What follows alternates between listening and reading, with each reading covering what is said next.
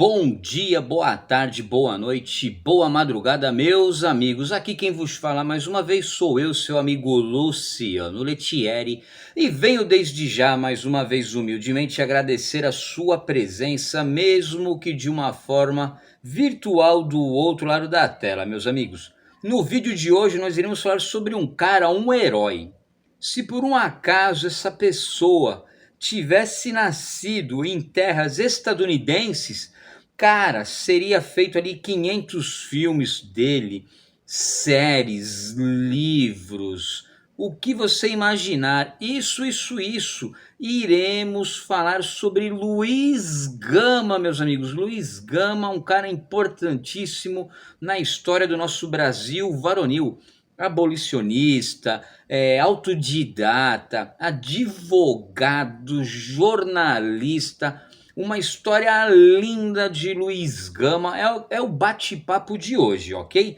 Porém, antes de iniciarmos o vídeo, caso o senhor ainda não seja inscrito no canal, por gentileza inscreva-se, deixe o joinha, comentários, compartilhe os vídeos, sugestões. Sem delongas, voltaremos logo depois da vinheta.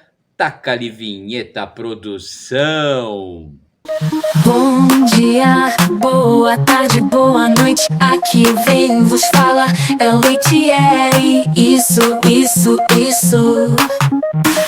Vamos lá, meus amigos. Como eu falei anteriormente, o nosso bate-papo de hoje é sobre Luiz Gama, um super-herói brasileiro importantíssimo ali na causa abolicionista no nosso país, um dos primeiros abolicionistas, quiçá, do nosso país. Então vamos lá. Luiz Gama nasceu no dia 21 de junho do ano de 1830, na cidade de Salvador, na Bahia, meus amigos. Ele era filho de uma escrava alforriada e o pai dele era um fidalgo português. O pai dele tinha dinheiro, meus amigos. Só que o que acontece? O seu pai ele era viciado em jogatina e perdeu muito dinheiro no carteado, chegando em um momento que, para saldar a sua dívida, ele teve a brilhante ideia de vender o seu filho Luiz Gama como escravo, meus amigos. Isso. Vale lembrar que o Luiz Gama ele nasceu livre por ser filho de uma mulher alforriada. Ele era livre e o pai dele teve essa ideia que eu não sei de onde tirou. Vendeu Luiz Gama como escravo para saldar as suas dívidas. Assim que foi vendido, Luiz Gama foi levado para o Rio de Janeiro como escravo. Logo em seguida, com o passar do tempo, Luiz Gama ele conseguiu fugir para a cidade de Santos. Isso quando ele estava ali em torno dos 15, 16 anos. Era analfabeto, hein? Ficou um pouco tempo em Santos, subiu a serra e se radicou na cidade de São Paulo. Como eu falei anteriormente, Luiz Gama ele era analfabeto, porém autodidata, e ele aos 17 anos se alfabetizou. Depois de ser alfabetizado, de uma forma autodidata, ele virou jornalista, escreveu crônicas, trabalhou para jornais, entre outros. Luiz Gama ele conviveu com muitos abolicionistas em São Paulo naquela época, meus amigos. Então, logo em seguida também ele conseguiu o quê? Trabalhar como escrivão da polícia, meus amigos. Aí quando ele começou a trabalhar como escrivão da polícia, novas leituras, novas informações, e ele foi se enriquecendo ali. Então o que aconteceu?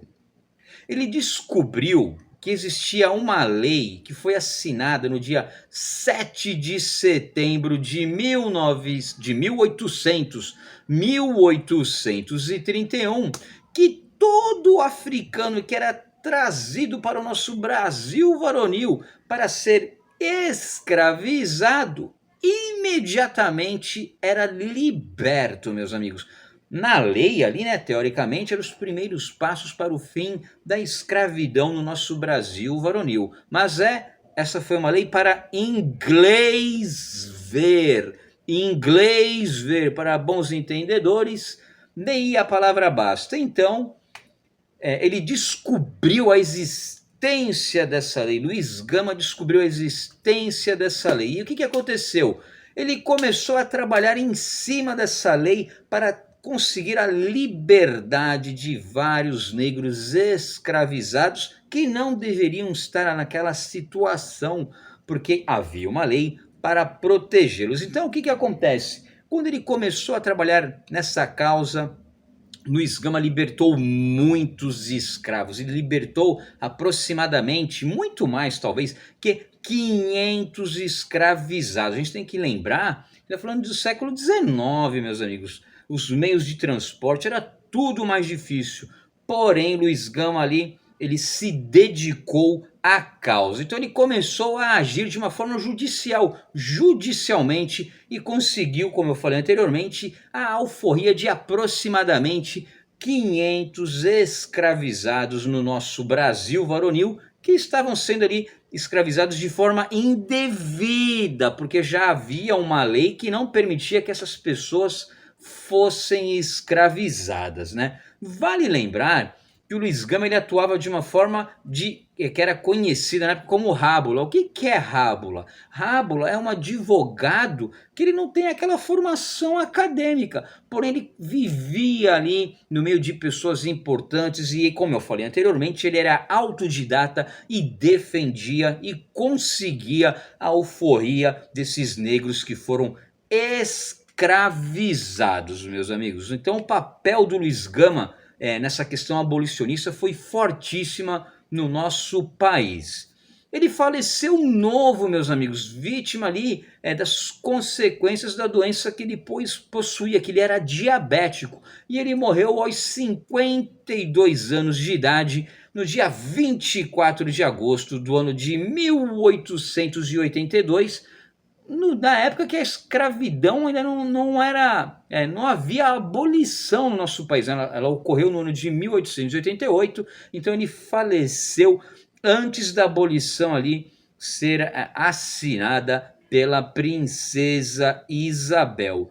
Luiz Gama, talvez, não sei, por ele ter vivido uma época na cidade de Santos, existe uma rua no bairro do Macuco chamada Luiz Gama. Então fica aqui a minha pequena homenagem, sei lá, não sei nem se eu posso falar homenagem, por tudo que esse grande homem, esse grande herói brasileiro fez aí em prol da população que foi escravizada no nosso país aqui. Fica aqui os nossos sinceros agradecimentos aí pelas atitudes,